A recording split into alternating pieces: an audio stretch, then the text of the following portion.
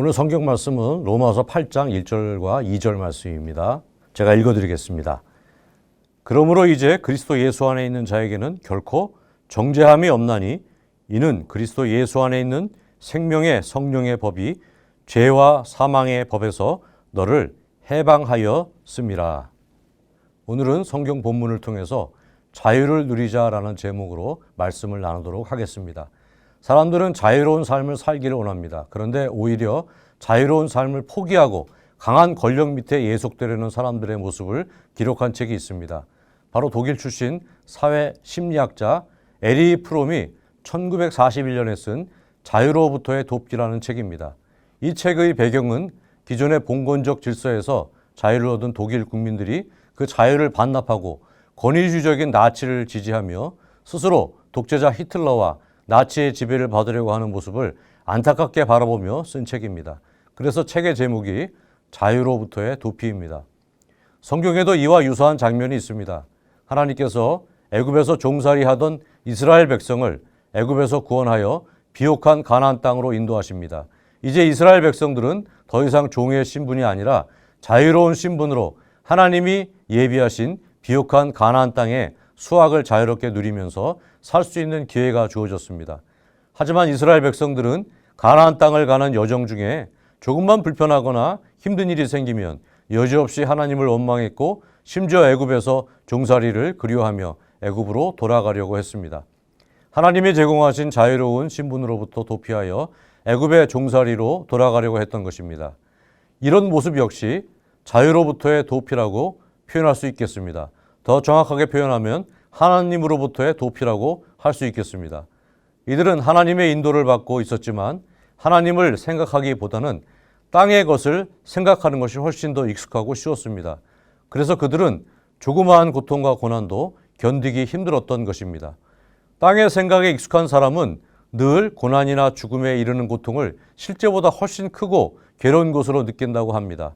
이런 사실을 영국의 설교가 제로마이어 바로스는 세상에 속하지 말라라는 그의 책에서 이렇게 표현을 했습니다. 몸에 상처가 났을 때 헐렁한 옷을 입는다면 벗기 쉬울 것이다. 그러나 몸에 꽉 끼는 옷을 입는다면 옷이 상처에 들러붙어 옷을 벗을 때 심한 고통을 느낄 것이다. 고통에 못 이겨 비명을 지를 것이 분명하다. 땅의 것을 생각하는 마음은 영혼의 병들어 생겨난 것이다. 그런 병든 마음에는 세상의 것이 꽉 끼는 옷처럼 들러붙어 있다. 그래서 고난이나 죽음이 찾아와 그에게서 세상의 것을 빼앗아 가거나 세상의 것에서 그를 거두어 간다면 큰 고통과 슬픔을 느낄 것이다. 땅의 것을 생각하고 살다 보면 고난이나 죽음의 고통을 훨씬 더 크게 느끼게 된다는 것입니다.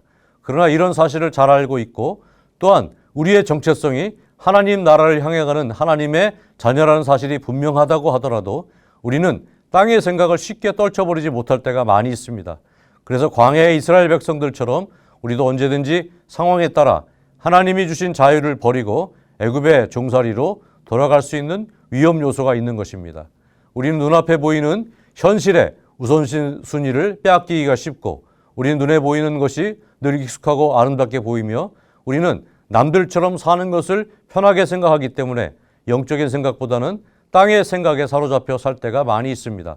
그런 만큼 땅의 것에 눈이 더 많이 가고 땅의 것을 잃는 고통을 잘 견디지를 못합니다. 그리고 땅의 것의 유혹에 취약한 모습을 보입니다. 우리는 이러한 우리 자신을 잘 알고 있기 때문에 늘 하나님과 일정 거리를 두고 사는 경향이 있습니다. 웬만해서 하나님과의 거리를 좁히지 않습니다. 하나님을 멀리 떠나지도 않지만 그렇다고 하나님이 가까운 거리로 오시는 것도 그리 달가워하지 않습니다. 하나님이 주시는 복도 누리고 땅의 것도 열심히 누리고 싶은 것입니다. 우리는 대부분 그렇게 하나님과 일정 거리를 두고 사는 자유를 선호합니다. 그렇게 된 근본 이유는 하나님께서 우리에게 주신 자유의 가치를 잘 모르기 때문입니다. 그래서 세상에서 누릴 자유스러운 삶과 하나님 나라에서 누리는 자유의 가치를 비슷한 수준으로 보거나 혹은 세상에서 누릴 자유를 더 가치 있다고 여기는 것입니다. 하나님 나라에서 그리스도인이 누릴 자유의 가치는 이 세상의 어떤 것과도 비교할 수 없는 절대적 우위의 가치입니다. 이 가치는 인간의 가장 근본적인 문제를 해결해 주는 가치입니다. 오늘 본문은 하나님 나라에서 누리는 그리스도인의 자유가 무엇인지 분명하게 보여주고 있습니다. 오늘 본문 말씀인 로마서 8장 1절과 2절 말씀을 제가 다시 한번 읽어드리겠습니다. 그러므로 이제 그리스도 예수 안에 있는 자에게는 결코 정죄함이 없나니 이는 그리스도 예수 안에 있는 생명의 성령의 법이 죄와 사망의 법에서 너를 해방하였음이라. 그리스도인이 누리는 자유는 죄와 사망에서의 자유입니다. 죄와 사망이 더 이상 그리스도인을 간섭할 수 없고 괴롭힐 수 없다는 너무나도 복된 말씀입니다. 여러분, 줄에 묶인 강아지를 본 적이 있으십니까? 줄에 묶인 강아지는 줄 이하의 범위에서 제한된 삶을 살며 줄 이상의 범위로 나갈 생각을 하지 않습니다. 왜냐하면 줄 이상으로 벗어나려고 하면 목에 감긴 줄이 숨 막히게 하고 아프게 하기 때문입니다. 그래서 몇 번 시도를 하다가 체념을 하고 아예 줄이 이상으로 벗어날 생각을 하지 않는 것입니다. 죄를 지은 인간의 상태도 이와 같습니다. 마치 줄에 묶인 강아지처럼 죄의 사슬에 묶여서 일정 범위 이상을 벗어나지 못합니다. 그리고 그 안에서 마음과 육신이 파괴되고 모든 부분이 악하게 망가지면서 비참한 상태로 살다가 죽고 지옥으로 가는 것입니다. 죄의 사슬은 하나님의 말씀을 듣지 못하게 합니다. 하나님의 말씀에 반감을 갖게 하고 거부하게 합니다. 그리고 지극히 자기 중심적인 사람으로 변질시켜 죄악의 부패성 속에서 더욱더 자발적으로 죄악을 저지르며 파괴되는 것입니다. 그리고 이런 비참함 상태에서도 끊임없이 하나님을 대적하며 소리를 지릅니다. 마치 악한 주인에게 묶여 매일 매를 맞고 자신의 배설물에 온몸이 더럽혀지고 굶주림에 떠는 개가 도와주려는 손길을 거부하며 짖는 것과 같습니다. 신기하게도 자신을 괴롭히는 주인에게는 꼬리를 흔드는데 도와주려는 선한 사람들에게는 이를 드러내며 짖습니다. 그러니 도저히 그 상태에서 빠져나올 수가 없는 것입니다. 이런 상태를 마틴 로이드 존스는 그의 설교에서 이렇게 표현을 했습니다. 죄는 비참함, 허무함, 불결함, 사악함을 불러일으킵니다. 마찬가지로 죄는 언제나 상실감을 낳습니다. 인간은 죄를 지을 때마다 늘 무언가를 상실합니다. 그는 자신의 정직함과 순결함과 순수함을 상실합니다. 그는 자신의 이상적인 모습과 고결함을 상실합니다. 우리 마음에 정말 필요한 것들은 사라지고 대신 그 자리에 불필요한 것들이 채워지는 것입니다. 이것이 바로 죄의 저주입니다. 그리고 죽음은 이 죄의 결과물입니다. 그래서 인간은 죄로 인해서 고통받고 늘 죽음의 공포 속에서 두려워하며 사는 것입니다. 인간은 본능적으로 이 죄와 죽음의 고통으로부터 자유롭기를 원하지만 세상에는 인간을 죄와 죽음의 고통에서 구원할 수 있는 것이 그 어디에도 없습니다. 아무리 많은 돈과 큰 권력과 화려한 명예도 하나님의 심판을 넘어가게 하거나 죽음도 유보시킬 수 없습니다. 세상의 어떤 행복과 능력도 죽음이 주는 절망과 고통을 피하거나 상쇄시킬 수 없습니다. 인간은 죄와 사망에서 스스로를 구원하기 위해서 하나님을 대체할 대상을 끊임없이 찾아왔지만 헛수고일 뿐입니다. 그 인생에 남은 것은 아무런 가치가 없는 헛된 것만 남게 되는 것입니다. 하늘나라의 자유가 아니라 세상에서의 자유를 얻기 위해서 인생을 낭비한 솔로몬 왕은 이런 고백을 하였습니다. 헛되고 헛되며 헛되고 헛되니 모든 것이 헛되도다. 해 아래서 수고하는 모든 수고가 사람에게 무엇이 유익한가?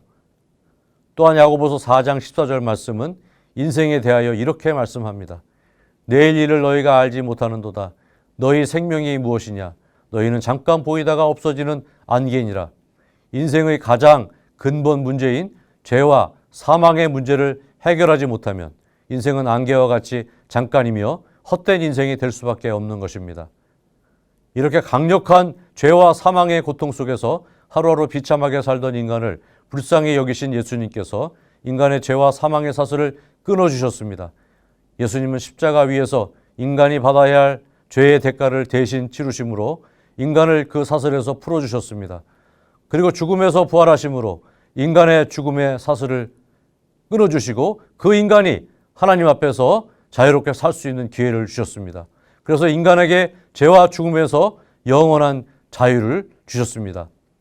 혹시 인생에서 진정한 자유를 누리기를 원하시는 분이 있다면 이 시간 하나님 앞으로 나오시기 바랍니다. 우리를 죄와 사망에서 구원해 주신 예수님을 주인으로 영접하시기 바랍니다. 하나님께 죄 용서를 받고 영원한 생명을 얻으시기 바랍니다. 하나님이 우리를 구원하신 이유는 우리를 너무나도 사랑하시기 때문이고 우리와 자유롭게 교제를 나누시기 위해서입니다. 인간은 하나님과의 교제를 통해서 하나님께 영광을 드리며 그 교제를 통해서 하나님만이 주실 수 있는 하나님 나라의 복락을 풍성히 누리며 살게 되는 것입니다.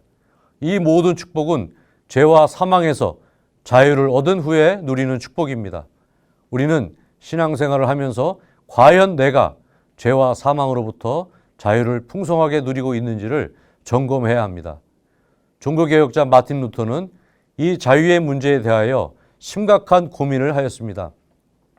루터는 가톨릭의 수도사로서 하나님 말씀에 순종하며 금욕과 고행과 선행을 하면서 최선을 다해서 신앙생활을 했습니다. 그러나 그는 늘 어떤 신앙적 갈등 속에 붙잡혀 전혀 자유로운 신앙생활을 하지 못했습니다. 그의 이런 자신의 상황에 대하여 그의 작품인 루터의 전집 34권의 영어 원문 서문에서 하나님에 대한 자신의 감정을 이렇게 고백하고 있습니다. I did not love, yes, I hated the righteous God who punishes sinners. 이 내용을 지역하면 이렇게 표현할 수 있겠습니다. 나는 죄인에게 벌을 주시는 공의로우신 하나님을 사랑하지 않았다. 오히려 증오하였다. 신학자 폴 틸리는 자신의 저서 흔들리는 터전에서 루터의 고백을 이렇게 인용했습니다. 나는 하나님을 사랑하지 않았다. 나는 그 공명정대한 하나님을 증오했다. 루터는 자신이 아무리 말씀을 지키려고 최선을 다하며 살았지만 도저히 그 말씀을 지키고 말씀대로 살 수가 없었습니다. 루터는 이렇게 죄를 범할 수밖에 없는 자신의 모습에 좌절했고 왜 하나님은 인간이 도저히 지킬 수 없는 율법을 내려주시고 그 율법을 지키지 않는 자에게 벌을 주시는지 도무지 이해할 수가 없었습니다. 그래서 루터는 그런 하나님이 전혀 공의롭게 느껴지지 않았을 뿐만 아니라 그런 하나님을 증오할 정도가 되었습니다. 그만큼 루터는 율법과 죄로부터의 자유를 목말라 하면서 끈질기게 하나님 말씀을 붙잡고 씨름을 하였습니다. 결국 루터는 로마서 1장 17절 말씀인 오직 의인은 믿음으로 말미암아 살리라라는 말씀을 통해서 자신이 짓는 모든 죄를 충분히 덮을 수 있는 하나님의 긍휼하심과 죄인을 용서하시고 구원하시는 하나님의 한량없는 은혜를 깨닫게 됩니다. 그리고 루터는 그렇게 자신에게 참 자유를 주고 자신을 죽음에서 살린 의인은 믿음으로 말미암아 산다라는 말씀을 전하기 위해서 자신의 온 생명을 걸게 됩니다. 율법과 죄와 사망의 굴레에서 잡혀 처절하게 몸부림치던 루터는 하나님을 증오한다는 고백을 하기까지 하나님의 구원의 은혜를 간구하며 하나님께 더 가까이 다가갔습니다. 그리고 그는 하나님의 은혜를 깨닫고 참 자유를 얻게 되었습니다. 그렇다면 하나님께 가까이 가야만 우리가 자유를 누릴 수 있을까요? 성경을 보면 모든 구원의 우선권은 하나님께 있습니다. 언제나 하나님이 먼저 인간에게 다가가셨습니다. 루터의 경우도 루터가 하나님을 향하여 파고 들어간 것 같지만 하나님이 그렇게 인도하심으로 오히려 하나님이 루터에게 다가가신 것입니다. 성경을 잘 보면 성경은 하나님과 인간 간의 거리 이야기라고 해도 과언이 아닙니다. 하나님은 교제를 나누기 위해서 인간을 창조하셨고 거듭된 인간의 불순종에도 불구하고 늘 인간에게 관심을 갖고 인간과 가까이 하는 길과 인간을 구원할 길을 찾으셨습니다. 하나님은 여러 경로를 통해서 인간과의 거리를 좁히셨습니다. 하나님은 무소부재하신 하나님이시기 때문에 이 세상 어느 곳에나 계십니다. 이런 속성을 지녔음에도 불구하고 하나님은 더 우리로 하여금 하나님을 이해하기 쉽도록 아예 이 땅에 인간의 몸으로 오셨습니다. 성자 하나님인 예수님은 그렇게 사람들을 직접 만나서 말씀하시고 스킨십을 하시면서 하나님과의 거리를 훨씬 더 가깝게 느끼도록 해주셨습니다. 그것도 모자라서 성령 하나님은 아예 모든 성도의 마음속에 자리 잡고 계심으로 하나님과의 거리를 좁힐 정도가 아니라 아예 없애주셨습니다. 반면에 인간은 틈만 나면 하나님과 거리를 두고 하나님과의 사랑을 간섭이라 느끼며 어떻게 해서든지 하나님과의 거리가 멀어지거나 일정 거리 이상 가까워지지 않기 위해 애를 씁니다. 서두에 말씀드린 것처럼 경우에 따라서는 예를 들면 예수님과의 친밀한 거리에 지내는 것이 불편하거나 의견이 맞지 않거나 손해를 볼 것 같은 상황이거나 예수님을 따르는 삶 때문에 고난을 받을 상황이 되면 언제든지 예수님과 멀리 떨어지거나 반대 방향으로 갈 수 있도록 항상 예수님과 일정 거리를 두면서 신앙생활을 합니다. 우리는 대부분 이런 자유를 선호합니다. 사도 베드로도 예수님이 로마 군인들에게 잡혀가자 예수님과 점점 거리를 두기 시작합니다. 마태복음 26장 58절을 보면 베드로가 멀찍이 예수님을 따라 대제사장 가야바의 집 바깥들에 갔다고 기록되어 있습니다. 여기서 멀찍이라는 단어가 눈에 들어옵니다. 항상 예수님의 가장 측근에 있던 베드로가 멀찍이 떨어져 있는 것입니다.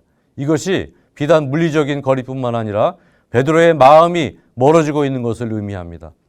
그런데 그곳에서 사람들이 베드로가 예수님의 제자인 것을 알아보고 베드로를 향해서 예수님과 함께 했던 사람이라고 3번이나 말을 합니다. 베드로는 그때마다 자신은 절대 예수님과 함께 했던 사람이 아니라고 3번이나 부인을 하게 됩니다.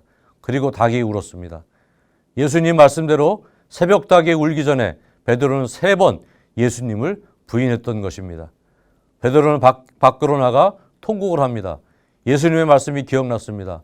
고통받으시는 예수님과 함께하지 못하고 결국 자신만 살기 위해서 예수님을 3번이나 부인한 자신의 모습에 큰 실망을 하고 자책을 한 것입니다. 하지만 거기까지였습니다. 더 이상 예수님과의 거리를 좁히지 못하고 결국 예수님과 더 멀리 떨어져 고향으로 돌아가 본래 자신의 직업인 어부의 삶으로 돌아갑니다. 점점 더 멀어져 아예 본래의 자리로 돌아간 베드로를 죽음에서 부활하신 예수님이 찾아가십니다. 예수님은 베드로가 놀라지 않도록 3년 전 베드로를 만났던 상황을 연출하십니다. 처음 베드로가 예수님을 만났을 때처럼 그날도 베드로는 밤새 고기를 잡으려고 시도했지만 한 마리도 잡지 못했습니다. 새벽에 실망하여 그물을 씻고 있던 베드로의 배에 예수님이 오르십니다. 그리고 베드로에게 배 오른편에 그물을 내리라고 말씀하십니다. 베드로는 예수님의 말씀을 따랐고 그물을 들 수 없을 정도로 고기를 잡았습니다.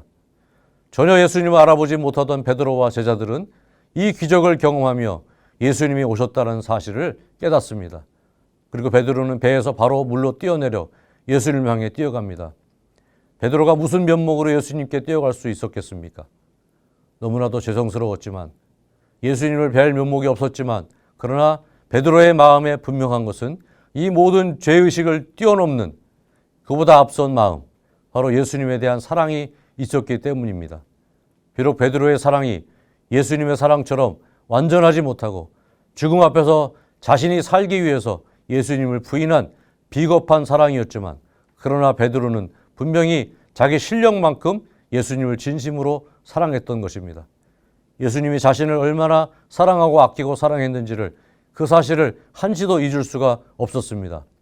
예수님과 함께한 시간이 너무 그리웠고 예수님이 너무 보고 싶었던 것입니다. 예수님은 베드로를 꾸짖지 않으시고 식사를 준비하여 베드로를 초대하였고 베드로가 이 초대에 응해 식사를 했을 때 그의 마음의 모든 죄책감과 응어리가 풀리는 역사를 경험하게 된 것입니다. 예수님은 베드로를 죄인이라고 심판하지 않으셨고 사랑으로 감싸 주셨습니다. 그리고 베드로는 예수님의 그 사랑 앞에서 자신의 잘못을 진실로 깨닫게 되고 자신이 있어야 할 자리로 회복된 것입니다. 우리 모두에게는 과거의 부끄러운 죄의 짐과 우리를 절망으로 몰고 가는 숱한 상처와 죽을 것 같은 걱정거리가 있습니다. 이런 죄의 짐과 죽음의 공포가 너무 강해서 숨을 쉴 수 없을 만큼 우리를 짓눌러서 절망과 좌절 속에 한없이 우리가 엎어져 있을 때도 있습니다. 우리는 그때 베드로를 정죄하지 않으시고 직접 베드로를 찾아가서 베드로가 깨달을 때까지 기다리시며 손수 밥을 해주신 예수님의 모습을 기억해야 합니다. 베드로에게 사랑을 베푸신 예수님은 어제나 오늘도 내일도 영원히 동일하신 우리의 예수님이십니다. 사단은 끊임없이 우리를 용서받지 못할 죄인이라고 비난하고 못살게 굴지만 주님은 우리를 정죄하지 않으십니다. 본문은 이제 그리스도 예수 안에 있는 자에게는 결코 정죄함이 없나니라고 말씀합니다. 정죄함이 없다는 것은 죄의 값을 치렀다는 의미가 포함되어 있습니다. 예수님께서 십자가에서 우리가 치러야 할 죄의 대가 값을 대신 지불하셨다는 것입니다. 우리가 회개하고 예수님을 처음 믿는 순간 하나님은 우리를 의롭다고 인정해 주시면서 죄가 없는 것으로 선언해 주셨습니다. 이제 하나님의 법정에서 하나님 말고 누구도 우리를 고소할 수 없고 심판할 수 없게 된 것입니다. 요한 웨슬리는 그리스도인에게 정죄함이 없다는 사실을 이해가 잘 가도록 설명해 주었습니다. 요한 웨슬리의 설교 성령의 첫 열매에서 비록 우리의 신앙이 고린도전서 3장 1절에 기록된 사람들처럼 육신에 속한 자 곧 그리스도 안에서 어린아이들 같은 상태일지라도 예수님은 우리를 정죄하지 않는다고 했습니다. 그의 설교를 인용하면 이렇습니다. 아직도 얼마나 많은 죄가 그들 안에 남아있겠습니까? 하나님의 법에 복종하지 않은 육의 생각이 얼마나 많이 남아있는 것입니까? 이러한 모든 것에도 불구하고 그들은 정죄를 받지 않습니다. 물론 그들이 그 안에 육의 성품, 악한 본성을 느낄지라도 그들의 마음이 거짓되고 심히 부패한 것을 날마다 더욱더 느낄지라도 그들이 그것에 굴하지 않는 한, 악마에게 장소를 제공하지 않는 한, 육이 그들을 지배하지 아니하고 그들이 오히려 영을 따라 살도록 모든 죄, 교만, 분노, 욕망과 끊임없이 계속 싸우는 한 그리스도 예수 안에 사는 사람에게는 하나님께 정죄받는 일이 없습니다. 하나님의 구원은 우리에게 자유를 누리라고는 하나님의 호소요, 초대입니다. 우리로 하여금 죄와 사망에서 자유케 하려고 예수님은 십자가에서 죽음의 대가를 치르시고 부활하심으로 우리에게 하나님이 주시는 자유를 누릴 수 있는 기회를 제공해 주셨습니다. 신앙생활은 이렇게 자유를 주시고 누리게 하시는 주님의 초청에 기쁘게 대답하는 것입니다. 신앙생활은 하늘나라의 자유를 주시기 위해서 항상 나보다 먼저 다가오시는 주님을 향해 나아가는 것입니다.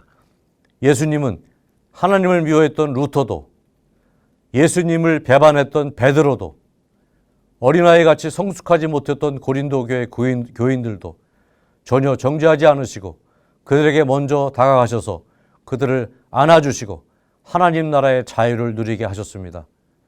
여러분, 용기를 내서 지금보다 조금만 더 삶의 비중을 예수님을 향해서 옮겨주시기 바랍니다.